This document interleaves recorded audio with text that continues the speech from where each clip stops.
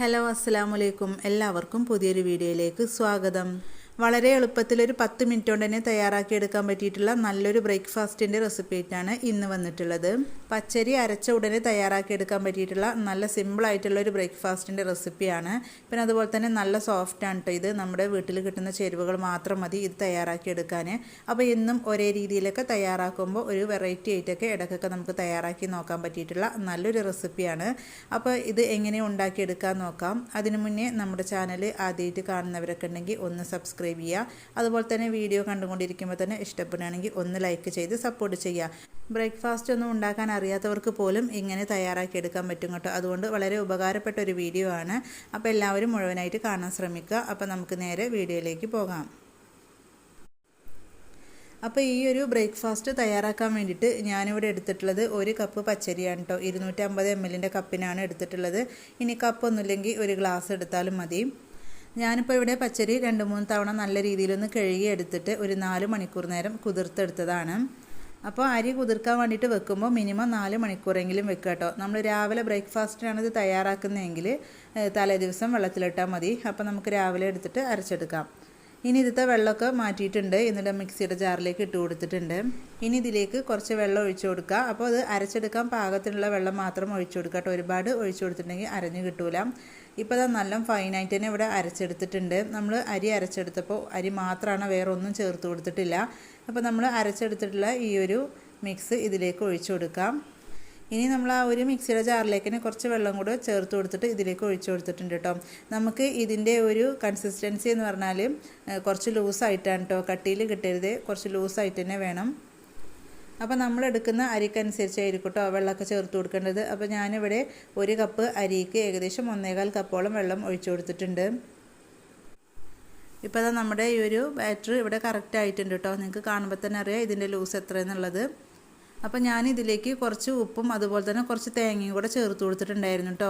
ഒരു 3 ടേബിൾ സ്പൂണോളം തേങ്ങയാണ് ഞാനിവിടെ ചേർത്ത് കൊടുത്തിട്ടുള്ളത്. പിന്നെ അതുപോലെ തന്നെ പാകത്തിന് ഉപ്പും ചേർത്ത് കൊടുത്തിട്ടുണ്ട്. അപ്പോൾ ഉപ്പൊക്കെ ഒരുപാട് ചേർത്ത് കൊടുക്കരുത്. ഇതുപോലെയൊക്കെ പലഹാരം തയ്യാറാക്കുമ്പോൾ കുറഞ്ഞ അളവിൽ മാത്രം ചേർത്ത് കൊടുത്താൽ മതി. അപ്പോൾ പലഹാരത്തിനുള്ള ഈ ഒരു ബാറ്റർ ഇവിടെ റെഡി ആയിട്ടുണ്ട് കേട്ടോ. ഇനി നമുക്കിതിവിടെ മാറ്റി വെക്കാം. ഇനി ഇതുപോലൊരു ചെറിയൊരു ബൗൾ എടുത്തിട്ടുണ്ട്. അതിലേക്ക് 1 ടീസ്പൂണോളം വെളിച്ചെണ്ണയാണ് കേട്ടോ ചേർത്ത് കൊടുക്കുന്നത്. വെളിച്ചെണ്ണ എടുത്ത് അതേ അളവിൽ തന്നെ ഇതിലേക്ക് കുറച്ച് പച്ചവെള്ളം കൂടി ചേർത്ത് കൊടുക്കുന്നുണ്ട് കേട്ടോ. 1 ടീസ്പൂൺ വെളിച്ചെണ്ണയാണെങ്കിൽ 1 ടീസ്പൂണോളം പച്ചവെള്ളം ചേർത്ത് കൊടുക്കുക. എന്നിട്ട് നല്ല രീതിയിലൊന്ന് മിക്സ് ചെയ്തെടുക്കുക. ഞാനിവിടെ ഈ ഒരു പലഹാരം തയ്യാറാക്കി എടുക്കുന്നത് ഉണ്ണിയപ്പച്ചട്ടിയിലാണ്. അപ്പോൾ അതിലൊന്ന് സ്പ്രെഡ് ചെയ്ത് കൊടുക്കാനാണ് കേട്ടോ ഇതുപോലെ ഒന്ന് മിക്സ് ചെയ്തെടുക്കുന്നത്. നമ്മൾ വെറും വെളിച്ചെണ്ണയിൽ മാത്രമാണ് ചെയ്തെടുക്കുന്നതെങ്കിൽ അടിയൊക്കെ ചിലപ്പോൾ കരിഞ്ഞു പോകും. ഇതുപോലെ കുറച്ച് വെള്ളം കൂടെ ചേർത്തിട്ട് നമ്മൾ തയ്യാറാക്കി എടുക്കുകയാണെങ്കിൽ അടിയൊന്നും കരിഞ്ഞു പോവാതെ കിട്ടും കേട്ടോ. അപ്പോൾ ഈ ഒരു കൂട്ട് ഇവിടെ റെഡി ആയിട്ടുണ്ട്. ഇത് നമുക്ക് മാറ്റി വെക്കാം. അപ്പോൾ ഇതുപോലത്തെ ചട്ടിയിലാണ് ഞാനിവിടെ തയ്യാറാക്കുന്നത് കേട്ടോ. അപ്പോൾ നമുക്ക് പലഹാരം ഉണ്ടാക്കിയെടുക്കാം. അപ്പോൾ അതിന് മുന്നേ നമ്മുടെ ഈ ഒരു ബാറ്ററിലേക്ക് കുറച്ച് ബേക്കിംഗ് പൗഡർ ചേർത്ത് കൊടുക്കണം കേട്ടോ. ഞാനിവിടെ 1/2 ടീസ്പൂണോളം ബേക്കിംഗ് പൗഡർ ചേർത്ത് കൊടുക്കുന്നുണ്ട്. ബേക്കിംഗ് സോഡയാണ് ഒരു 1/4 ടീസ്പൂണിൻ്റെ താഴെയായിട്ട് ചേർത്ത് കൊടുത്താൽ മതി കേട്ടോ. ഇത് ചേർത്ത് കൊടുക്കുമ്പോൾ നല്ല സോഫ്റ്റായിട്ട് കിട്ടും. ഇതിൽ നമ്മൾ വേറെ ഒന്നും ചേർത്ത് കൊടുത്തിട്ടില്ല, അരി മാത്രമാണ് അരച്ച് ചേർത്തിട്ടുള്ളത്. അപ്പോൾ അതുകൊണ്ട് തന്നെ ഈ ഒരു ബേക്കിംഗ് പൗഡർ അല്ലെങ്കിൽ ബേക്കിംഗ് സോഡ ചേർത്ത് കൊടുക്കണം. അല്ലെങ്കിൽ നമ്മുടെ ഈ ഒരു പലഹാരം ഹാർഡായിട്ട് പോകും. അപ്പോൾ ഇങ്ങനെ ചേർത്ത് കൊടുത്ത് തയ്യാറാക്കുകയാണെങ്കിൽ നല്ല സോഫ്റ്റായിട്ട് കിട്ടും. അപ്പോൾ ചട്ടി ഇവിടെ നല്ല രീതിയിൽ ചൂടായി എടുത്തിട്ടുണ്ട് കേട്ടോ. അപ്പോൾ നമുക്കിതിലേക്ക് ഓയിലൊന്ന് സ്പ്രെഡ് ചെയ്ത് കൊടുക്കാം. നമ്മൾ നേരത്തെ റെഡിയാക്കി വെച്ചിട്ടുണ്ടായിരുന്ന ആ ഓയിലും വെള്ളം പാട് ചേർത്ത് കൊടുത്തിട്ടുണ്ടല്ലോ, അതാണ് കേട്ടോ ഞാൻ സ്പ്രെഡ് ചെയ്ത് കൊടുക്കുന്നത്. അപ്പോൾ നമ്മൾ ഹൈ ഫ്ലെയിമിൽ ഇട്ടിട്ട് വേണം കേട്ടോ നല്ല രീതിയിൽ ചൂടാക്കി എടുത്തിട്ട് ഈ ഒരു ഓയിൽ സ്പ്രെഡ് ചെയ്ത് കൊടുക്കാൻ. എന്നിട്ട് നമ്മൾ ഇതിലേക്ക് മാവ് ഒഴിച്ചു കൊടുക്കുന്ന സമയത്ത് മീഡിയം ഫ്ലെയിമിലേക്ക് ഇട്ട് കൊടുക്കാം. ഇപ്പോൾ അതാ എല്ലായിടത്തും ഓയിൽ നല്ല രീതിയിൽ സ്പ്രെഡ് ചെയ്ത് കൊടുത്തിട്ടുണ്ട്. ഇനി നമുക്കിതിലേക്ക് മാവ് ഒഴിച്ചു കൊടുക്കാം. അപ്പോൾ ഈ ഒരു മാവ് ഒഴിച്ചു കൊടുക്കുന്നത് ഞാനൊരു ഗ്ലാസ്സിൽ ആക്കിയിട്ടാണ് കേട്ടോ. അങ്ങനെ ആകുമ്പോൾ നമുക്ക് പെട്ടെന്ന് നമുക്ക് ഒഴിച്ചു കൊടുക്കാനൊരു സൗകര്യമായിരിക്കും. അപ്പോൾ നമ്മളിത് ഒഴിച്ചു കൊടുക്കുമ്പോൾ ഏകദേശം ഫുള്ളായിട്ട് തന്നെ ഞാനിവിടെ ഒഴിച്ചു കൊടുക്കുന്നുണ്ട് കേട്ടോ. ഇപ്പോൾ ഇതാ ഞാനിവിടെ മുഴുവനായിട്ടും ഏകദേശം ഒഴിച്ചു കൊടുത്തിട്ടുണ്ട്. അപ്പോൾ ഞാൻ നേരത്തെ പറഞ്ഞ പോലെ തന്നെ മീഡിയം ഫ്ലെയിമിലിട്ടിട്ട് വേണം കേട്ടോ ഇത് ഒഴിച്ചു കൊടുക്കാൻ. ഇനി നമുക്കിത് അടച്ച് വെക്കാം. അടച്ച് വെച്ചിട്ട് 3 മിനിറ്റ് നേരം വെക്കണം കേട്ടോ. അപ്പോഴേ നല്ല രീതിയിൽ കുക്കായിട്ട് കിട്ടുള്ളൂ.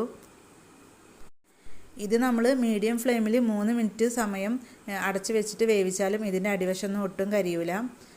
അപ്പോൾ അത് 3 മിനിറ്റ് കഴിഞ്ഞപ്പോൾ ഞാൻ തുറന്ന് നോക്കിയപ്പോൾ അത്യാവശ്യം നല്ല രീതിയിൽ തന്നെ ഇത് കുക്കായിട്ടുണ്ട് കേട്ടോ. ഇനി നമുക്ക് ഒരു ഫോർക്ക് വെച്ചിട്ട് ഇതുപോലെ എടുക്കാം. ഇപ്പോൾ ഇത് അത്യാവശ്യം നല്ല രീതിയിൽ തന്നെ കുക്കായിട്ടുണ്ട്. ഇനി നിങ്ങൾക്ക് കുക്കായിക്കണമെന്ന് നോക്കണമെങ്കിൽ എന്തെങ്കിലും വെച്ചൊന്ന് കുത്തി നോക്കിയാൽ മതി കേട്ടോ ഉൾവശം. ഇത് പെട്ടെന്ന് തന്നെ ഇതിന്ന് റിമൂവ് ആയി കിട്ടും. നോൺ സ്റ്റിക്കിൻ്റെ പാൻ ആയതുകൊണ്ട് തന്നെ കണ്ടോ ഒട്ടും അടിയിലൊന്നും പിടിക്കാതെ പെട്ടെന്ന് തന്നെ ആയി കിട്ടും കേട്ടോ. ഈ ഒരു പലഹാരത്തിന് നാടൻ ടേസ്റ്റാണ് കേട്ടോ ഉള്ളത്. അപ്പോൾ ഒന്നും കൂടെ ഒരു ടേസ്റ്റ് കിട്ടണമെന്നുണ്ടെങ്കിൽ നമ്മൾ അരി അരക്കുന്ന സമയത്ത് കുറച്ച് ചെറിയ ജീരകവും ഉള്ളിയും ചേർത്ത് കൊടുത്താൽ മതി കേട്ടോ. എന്നിട്ട് വേണമെങ്കിലും ഇതേ രീതിയിൽ തയ്യാറാക്കിയെടുക്കാം. അപ്പോൾ അങ്ങനെ തയ്യാറാക്കിയെടുക്കുകയാണെങ്കിൽ അതിന് കറിയൊന്നും വേണ്ട, ചായയുടെ കൂടെ വെറുതെ തന്നെ കഴിക്കാൻ പറ്റും. അപ്പോൾ ചുമന്നുള്ളിയുടെ ഒക്കെ ആ ഒരു ടേസ്റ്റ് ഇഷ്ടമുള്ളവർക്കൊക്കെ അങ്ങനെ ചെയ്യാം കേട്ടോ. അപ്പോൾ ഞാനിവിടെ സിമ്പിളായിട്ടാണ് ഉണ്ടാക്കിയെടുത്തിട്ടുള്ളത്. അപ്പോൾ അതാ മുഴുവനായിട്ടും പാത്രത്തിലേക്ക് മാറ്റിയിട്ടുണ്ട്. അടുത്തത് നമുക്ക് ഇതേപോലെ തന്നെ ചെയ്തെടുക്കാം. ഓയിലൊന്ന് സ്പ്രെഡ് ചെയ്ത് കൊടുക്കുക, എന്നിട്ട് ബാക്കി ഒഴിച്ചു കൊടുക്കാം. അപ്പം നമ്മൾ ഉണ്ണിയപ്പച്ചട്ടിയിൽ തയ്യാറാക്കുന്ന സമയത്ത് ഒരുപാട് സമയമൊന്നും പിടിക്കില്ല കേട്ടോ. പെട്ടെന്ന് നമുക്ക് ഉണ്ടാക്കിയെടുക്കാൻ പറ്റും. അതായത് ഒരേ സമയം നമുക്ക് ഒരുപാടെണ്ണം ഉണ്ടാക്കിയെടുക്കാൻ പറ്റുമല്ലോ. അപ്പോൾ ഓയിലൊക്കെ നല്ല രീതിയിൽ എല്ലായിടത്തും ഒന്ന് സ്പ്രെഡ് ചെയ്ത് കൊടുത്തിട്ടുണ്ട് കേട്ടോ. ഇനി നമുക്ക് ബാക്കിയുള്ള മാവ് ഇതേപോലെ തന്നെ ഒഴിച്ചു കൊടുക്കാം. അപ്പോൾ നമ്മൾ ബാക്കി കുറച്ച് മാവുള്ളൂ കേട്ടോ. അതായത് എല്ലാ കുഴിയിലും ഒഴിച്ചു കൊടുക്കാനില്ല കേട്ടോ. അപ്പോൾ നേരത്തെ നമ്മൾ ഫുള്ളായിട്ട് ഒഴിച്ചു കൊടുത്തിട്ടുണ്ടായിരുന്നു. പിന്നെ ഈ ഉണ്ണിയപ്പച്ചട്ടിൻ്റെ കുഴി കുറച്ച് വലുതാണ്. അപ്പോൾ ചെറിയ കുഴിയൊക്കെ ആണെങ്കിൽ കുറേ എണ്ണം ഉണ്ടാക്കിയെടുക്കാൻ പറ്റും കേട്ടോ. അപ്പോൾ ഞാനിവിടെ മുഴുവനായിട്ട് മാവ് ഒഴിച്ചു കൊടുത്തിട്ടുണ്ട്. ഇത് നമുക്ക് അടച്ച് വെച്ചിട്ട് കുക്ക് ചെയ്തെടുക്കാം. ഇത് നമ്മൾ രാവിലെ ഉണ്ടാക്കിയിട്ടുണ്ടെങ്കിൽ വൈകുന്നേരം എടുക്കുകയാണെങ്കിലും നല്ല സോഫ്റ്റായിട്ട് തന്നെ ഇരിക്കും കേട്ടോ. ഹാർഡായിട്ടൊന്നും പോവില്ല. ഇപ്പോൾ അതാ ഇത് നല്ല രീതിയിൽ കുക്കായിട്ടുണ്ട്. നമുക്ക് പാത്രത്തിലേക്ക് മാറ്റാം. അപ്പോൾ വളരെ കുറച്ച് ചേരുവ കൊണ്ട് കുറഞ്ഞ സമയം കൊണ്ട് തയ്യാറാക്കിയെടുക്കാൻ പറ്റിയിട്ടുള്ള ഒരു ബ്രേക്ക്ഫാസ്റ്റിൻ്റെ റെസിപ്പിയാണ്. അപ്പോൾ ഇതേ രീതിയിൽ നിങ്ങൾ ചെയ്ത് നോക്കിയിട്ടില്ലെങ്കിൽ തീർച്ചയായും ഒരു തവണ ചെയ്ത് നോക്കാട്ടോ. എല്ലാവർക്കും ഇഷ്ടപ്പെടും. നല്ല സോഫ്റ്റ് ആയിട്ടുള്ള ഈ ഒരു പലഹാരത്തിൻ്റെ കൂടെ ഏത് കറി വേണമെങ്കിലും കഴിക്കാട്ടോ. അതായത് നമ്മൾ മറ്റുള്ള പലഹാരങ്ങൾക്ക് എടുക്കുന്ന കറിയൊക്കെ ഈ ഒരു പലഹാരത്തിൻ്റെ കൂടെയും കഴിക്കാം. ഇനി വെറുതെ വേണമെങ്കിലും കഴിക്കാം. അതായത് നമ്മൾ തേങ്ങയൊക്കെ ചേർത്ത് കൊടുത്തുകൊണ്ട് വെറുതെ കഴിക്കാനും ടേസ്റ്റ് തന്നെയാണ്. അപ്പോൾ വളരെ സിമ്പിളായിട്ട് തയ്യാറാക്കിയിട്ടുള്ള ഈ ഒരു ബ്രേക്ക്ഫാസ്റ്റിൻ്റെ റെസിപ്പി എല്ലാവർക്കും ഇഷ്ടപ്പെട്ടു എന്ന് വിചാരിക്കുന്നു. ഇഷ്ടപ്പെട്ടാൽ ഒന്ന് ലൈക്ക് ചെയ്യുക. അതുപോലെ തന്നെ നിങ്ങളുടെ അഭിപ്രായങ്ങൾ അറിയിക്കുക. അതുപോലെ തന്നെ ഫ്രണ്ട്സിനും ഫാമിലിക്കും ഷെയർ ചെയ്ത് സപ്പോർട്ട് ചെയ്യുക.